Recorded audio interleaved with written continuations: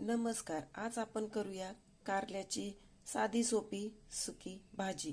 त्यासाठी कारले घ्या, चांगले स्वच्छ धुवून घ्या आणि त्याच्या बिया काढून बारीक फोडी करूया. हे पहा, कारले बारीक चिरून घेतले आहे. हे आता स्वच्छ पाण्याने धुवून घ्या आणि मिठाच्या पाण्यात 10 ते 15 मिनिटे भिजत ठेवा. हे पहा, कारले मी धुतले आहे. ह्यात आता थोडेसे पाणी वतूया. कारले भिजतील एवढ्यात. आता यावर वरून मीठ टाकूया.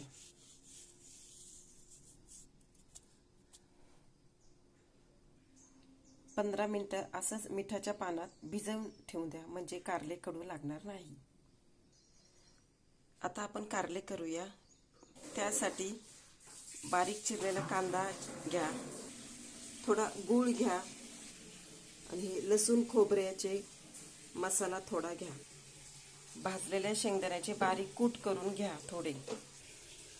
गॅसवर कुकर ठेवा. कुकर तापला की त्यात तेल ओता.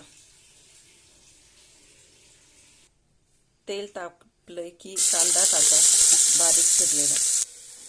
कांदा लाल होईपर्यंत तेलामध्ये चांगला परतूया. हे पहा, कांदा आपला भाजलेला आहे. आता यामध्ये लसूण खोबऱ्याचा मसाला टाकूया. हे पहा, आता तो परतूया. तो भाजला की यामध्ये आपण चटणी टाकूया. हे पहा, चटणी टाकूया. आता मिठाच्या पाण्यातले कारले नितळून घेऊया.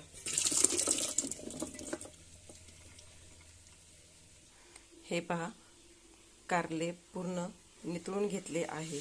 आता हे आपण कुकरमध्ये टाकूया.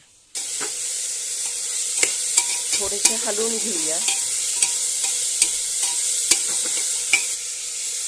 गॅस बारीक करा. चवीनुसार मीठ टाका. थोडासा गूळ टाका गोडपणा येण्यासाठी. आता यामध्ये शेंगदाण्याचे बारीक कूट टाकूया. आता हे सर्व एकत्र करूया. हे पहा, किती छान दिसत आहे.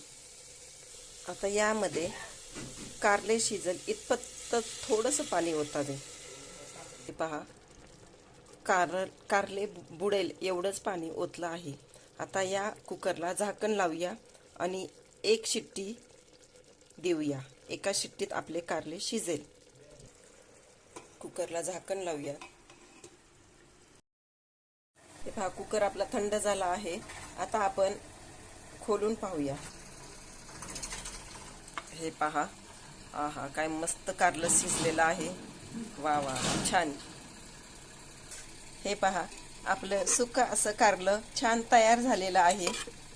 या खायला या.